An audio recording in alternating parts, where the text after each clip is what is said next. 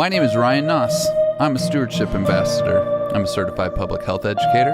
I'm a dad, and I own and operate We Grow With LLC.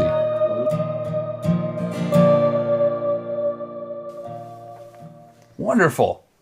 So we'd like to share a few different things that we found. This is the fun part about being able to be out and about and as observers, and we're able to find things that give us a chance to look at them even more. So my son Nathan, hi, he's here. My other son Nicholas is here as well. He just likes hiding. Just a hand. We're going to show you some of the things that we found. Here you can see them in a Petri dish. We've got, Nathan, what do we have in that? We have a butterfly, a beetle, and I believe it's a jewel wasp. And a wasp, okay. So all different forms of insects. Variety in their structure is insane. The diversity of color is amazing. We're also going to use a stereoscope and a microscope to take a closer look at these. Nathan, do you know anything about monarchs and the area that we live in? I do. Tell me about monarchs. Okay, so monarchs eat a special kind of plant that is toxic to most creatures, and that is why they are so brightly colored. If they weren't toxic to eat, then those colors would be a very bad thing for them because they would get eaten. Another thing is they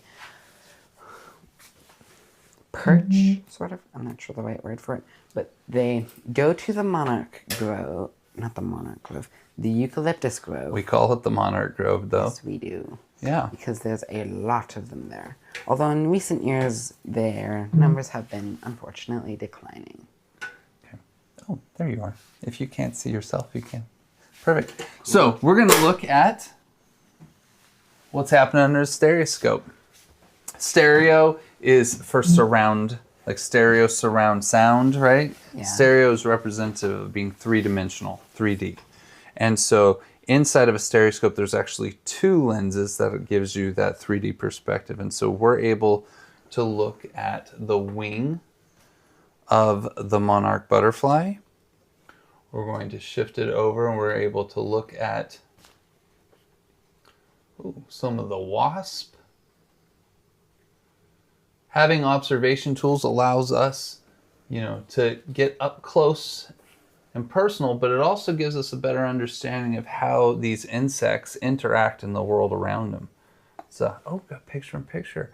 That interaction in the world around them is super cool because we have all these different hairs, right? All these different scales that are on. Here's the beetle. Yeah. A lot of ridges, you can see. Yep.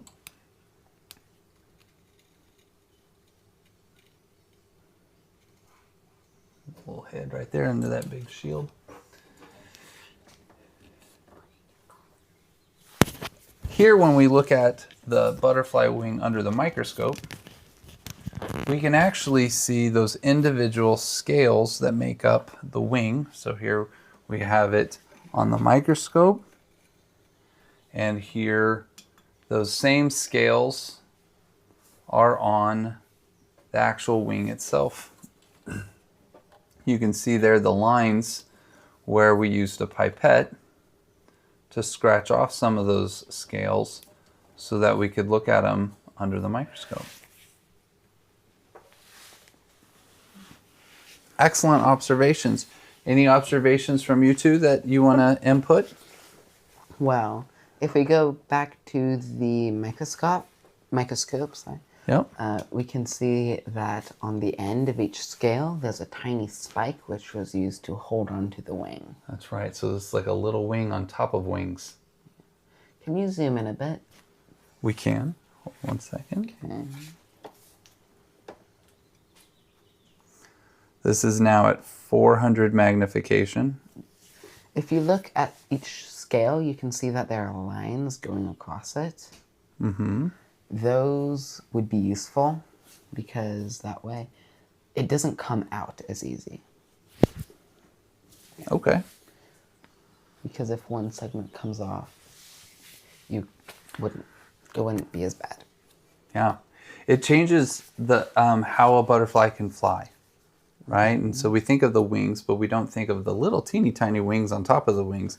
And so if you take and you rub their wings, you knock all these scales off, and it actually makes it Really hard to fly.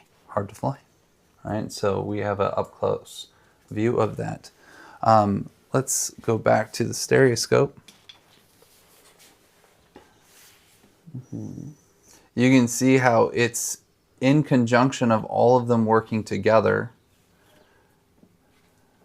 that we're able to actually get luft and lift out of a butterfly wing. And actually there's a really cool book that I haven't had a chance to dive into too much, but Gerald Pollack, who had the fourth phase of water, has a new book called Charged. Woo!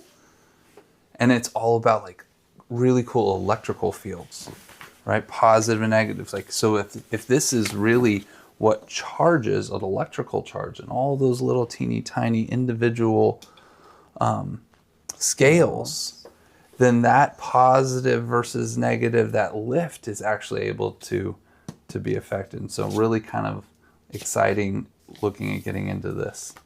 Some light reading for us maybe. Cool. Well, thanks for sharing what we saw with people who didn't have a chance to see it. Thank you very much for joining us as we explore this wonderful world around us. My name is Rion Naus. I'm a stewardship ambassador. I'm a certified public health educator. I'm a dad, and I own and operate We Grow With LLC. We Grow With helps people to differentiate between fertilizer and fertility. We use products and services.